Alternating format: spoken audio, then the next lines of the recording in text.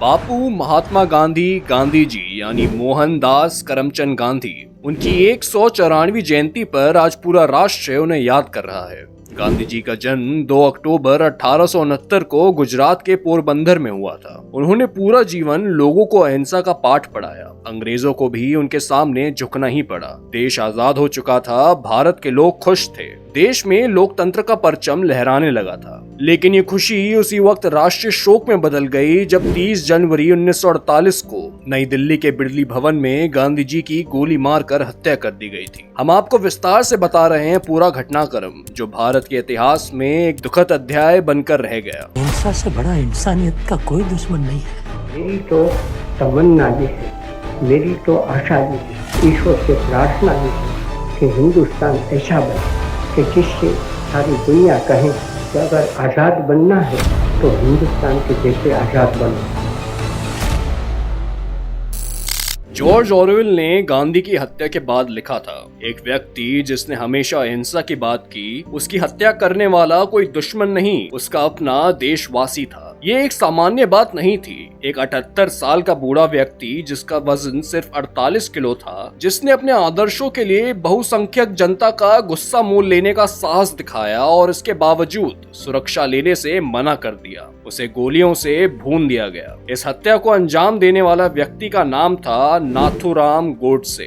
नाथूराम की तानाशाही वाली बात से इतना तो गांधी जी ने तय कर दिया था कि अहिंसा का उनका एक्सपेरिमेंट सफल रहा। सिर्फ अहिंसा और सत्याग्रह के रास्ते पे चलने के बावजूद उनकी ताकत इतनी थी कि उन्हें रोकने के लिए सिर्फ एक रास्ता बचा, और उसके लिए भी दो प्रयास किए गए। 30 जनवरी 1948 की शाम दिल्ली के बिड़ली भवन में रोज की तरह प्रार्थना का समय तय था। शाम के 5 बजे थे। उस दिन गांधी जी से मिलने सरदार पटेल पहुंचे थे। दोनों में बातचीत कुछ लंबी चली और महात्मा को घड़ी का कोई होश न रहा। प्रार्थना सभा पहुंचने में कुछ देर हो गई। अपनी भतीजियों का हाथ थामे गांधी 5:15 पर प्रार्थना सभा में पहुंचे। लोगों में हलचल थी। बापू आ गए। तभी खाकी बुश जैकेट और नीली पैंट पहने एक व्यक्ति आया और बापू के पांव छूने लगा। मनुबेन ने उस आदमी से कहा, बापू पहले ही 10 मिनट लेट हैं, उन्हें क्यों शर्मिंदा करते हो। ये व्यक्ति था नाथूराम गोडसे। अपनी किताब लास्ट ग्लिम्स ऑफ गांधी में मनुबेन लिखती हैं, गोडसे ने उन्हें जोर का धक्का दिया जिससे उनके हाथ में रखा सारा सामान जमीन पर गिर गया। पीछे से गोलियां चलने की आवाज आई। मुड़कर देखा तो गांधी जी नीचे गिरे पड़े थे। उन्हें अंदर ले जाया गया, लेकिन उस दिन वहां कोई डॉक्टर मौजूद नहीं था। उनका बहुत सा खून बह चुका था और कुछ ही मिनटों में उन्होंने प्राण त्याग दिए।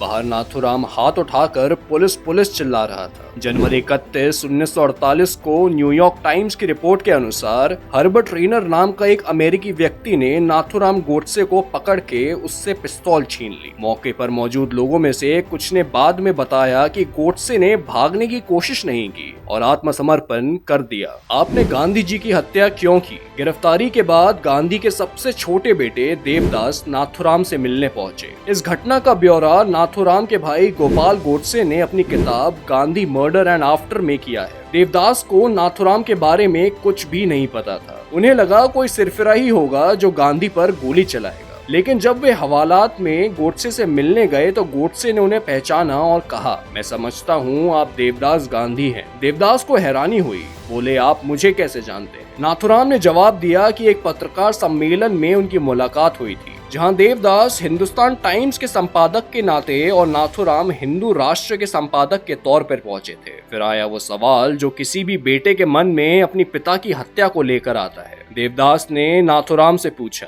आपने उनकी हत्या क्यों की? इस पर नाथूराम ने जवाब दिया, मेरे वजह से आपने अपने पिता को खोया है। आपको और आपके परिवार को जो दुख हुआ, मुझे उसका खेद है। लेकिन गांधी जी की हत्या के पीछे मेरा कोई व्यक्तिगत कारण नहीं था, ये कारण राजनीतिक था। मुझे पौन घंटे का वक्त मिले तो मैं आपको बताऊंगा कि मैंने गांधी की हत्या क्यों की। उस दिन तो नाथूराम को इसका वक्त नहीं दिया गया, लेकिन जब उसके फांसी की सजा सुनाई गई तब उसने अपने 6 घंटे के वक्तव्य में विस्तार से बताया कि गांधी की हत्या के पीछे क्या कारण था। ये 93 पेज का बयान था जो 8 नवंबर 1949 के दिन कोर्ट में पढ़ा गया। गांधी अनशन पे था। उसकी मांग थी कि भारत में दंगे रुके और भारत पाकिस्तान को उसके हिस्से के 50 करोड़ दे दिए जाए। नाथुराम ने अपने बयान में इस बात का जिक्र किया और तर्क दिया कि जब तक गांधी जिंदा रहेंगे तब तक भारत और हिंदुओं के खिलाफ काम करते रहेंगे। उसने कहा, गांधी ने जब मुस्लिमों के पक्ष में अपना अंतिम उपवास रखा तो मैं इस नतीजे पर पहुंच गया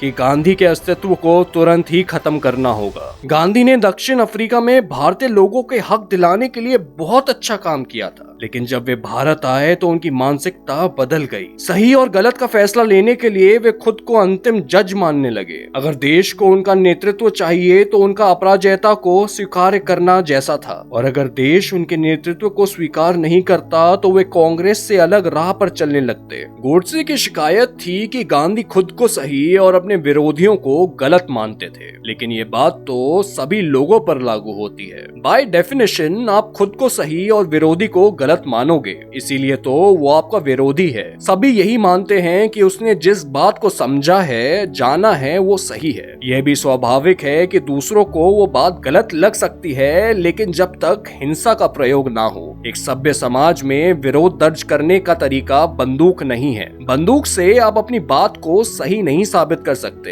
हाँ, लेकिन दूसरे को चुप जरूर करा सकते हैं। गांधी की खासियत इसी में थी कि उन्होंने अपनी बात रखने का अहिंसा माध्यम दुनिया के सामने रखा। कमजोर के हाथ में ये एक अचूक शस्त्र था। ताकतवर अगर बात सुनने को तैयार ना हो तो अपनी बात कैसी रखी जाए, ये गांधी की खोज थी। गांधी के सत्याग्रह का उपयोग आज दुनिया भर में होता है। गांधी की हत्या के लिए धर्म का सहारा लेते हुए गोडसे ने तर्क दिया, मैं नहीं मान सकता कि किसी आक्रमण का सशस्त्र प्रतिरोध कभी गलत या अन्यायपूर्ण हो सकता है। प्रतिरोध करने और यदि संभव हो तो मैं ऐसे शत्रु को बलपूर्वक वश में करने में एक धार्मिक और नैतिक कर्तव्य मानता हूँ। रामायण में राम ने विराट युद्ध में रावण को मारा और सीता को मुक्त कराया। महाभारत में कृष्ण ने कंस को मारकर उसकी निर्दयता का अंत किया। राम और कृष्ण का उदाहरण देने से पहले गोडसे भूल गया कि राम ने युद्ध से पहले रावण के पास अपना दूत भेजा था और कृष्ण आखिरी समय तक युद्ध को टालने की कोशिश करते रहे, यहाँ तक कि पांडवों की तरफ से वो 5 गांव भूमि लेने को तैयार हो गए थे। एल्बर्ट आइंस्टाइन ने भी कभी गोडसे के तर्कों को नहीं सुना, लेकिन गांधी को श्रद्धांजलि देते हुए वो भी ये बात कह रहे थे। उन्होंने कहा,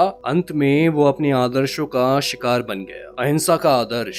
उसकी मृत्यु इसलिए हुई क्योंकि अव्यवस्था और अशांति के दौर में उन्होंने खुद के लिए सुरक्षा लेने से मना कर दिया। यह उनका अटल विश्वास था कि बल प्रयोग अपने आप में एक बुराई है, इसलिए जो सबसे ऊंचे न्याय के लिए प्रयास कर रहे हैं उन्हें बल प्रयोग से बचना चाहिए। अपने दिल और दिमाग में विश्वास के साथ उन्होंने एक महान राष्ट्र को उसकी मुक्ति की ओर अग्रसर किया है। उन्होंने दिखाया कि लोगों को साथ जोड़ने के लिए राजनीतिक चालबाजी एकमात्र तरीका नहीं है। नैतिक रूप से श्रेष्ठ आचरण का ठोस उदाहरण पेश कर लोगों को अपने साथ जोड़ा जा सकता है। विश्व के सभी देशों में महात्मा गांधी की प्रशंसा इसी मान्यता पर टिकी है। गांधी की हत्या के बाद इस मुकदमे में नाथुराम गोडसे समेत 8 लोगों को आरोपी बनाया गया, जिसमें से दिगंबर बड़गे को सरकारी गवाह बनाने के कारण रिहा कर दिया गया। वही शंकर कस्तेया को उच्च न्यायालय से माफी मिल गई, जबकि वीर सावरकर के खिलाफ कोई सबूत न मिलने के कारण वो बाइज्जत बरी कर दिया गया। बाकी बचे 5 अभियुक्तियों में से गोपाल गोडसे, मदन लाल पावा और विष्णु रामकृष्ण करकरे को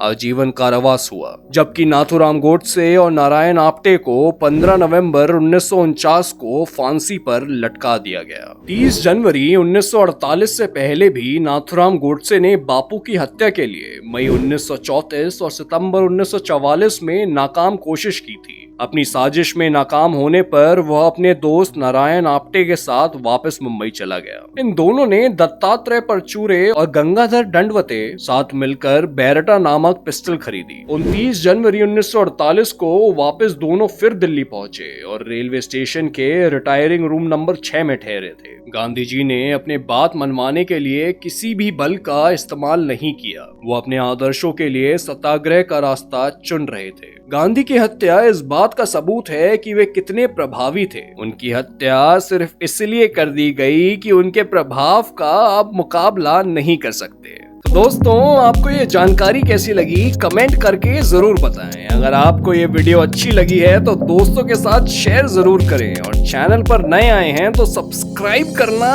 ना भूलें। मिलते हैं हम आपको ऐसी ही किसी अनटोल्ड स्टोरी के साथ।